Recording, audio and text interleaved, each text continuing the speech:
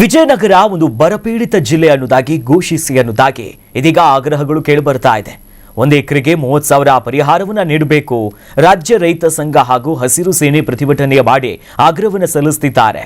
CA ಗಾಳಿಪ್ಪ ನೇತೃತ್ವದಲ್ಲಿ ಬೃಹತ್ ಪ್ರತಿಭಟನೆಯನ್ನ ಹಮ್ಮಿಕೊಂಡಿದ್ರು. ಹೊಸಪೇಟೆಯ ಅಪ್ಪು ಸರ್ಕಲ್ ಬಳಿ ಪ್ರೊಟೆಸ್ಟ್ ಮಾಡಿದ್ರು. ಅಪ್ಪು ಸರ್ಕಲ್ನಿಂದ ಡಿಸಿ ಕಚೇರಿಯವರೆಗೂ ಮೆರವಣಿಗೆ ಮಾಡಿ ಹೋಗಿ ನಂತರ ಜಿಲ್ಲಾಧಿಕಾರಿಯವರ ಮೂಲಕ ಸರ್ಕಾರಕ್ಕೆ ಮನವಿ ಸಲ್ಲಿಸಿದ್ರು. ಕೂಡಲೇ ರಾಜ್ಯ ಸರ್ಕಾರ ಎಚ್ಚೆತ್ತುಕೊಳ್ಳಬೇಕು. ಮುಂದಿನ ದಿನಗಳಲ್ಲಿ ನಮ್ಮ ಮಾತು ಕೇಳಿಲ್ಲ ಅಂತಂದ್ರೆ ಉಗ್ರ ಮಟ್ಟದ ಒಂದು ಹೋರಾಟವನ್ನು ಮಾಡ್ತೀವಿ ಅಂತ ರಾಜ್ಯ ರೈತ ಸಂಘ ಹಾಗೂ ಹಸಿರು ಸೇನೆ ಒತ್ತಾಯವನ್ನು ಮಾಡಿದೆ.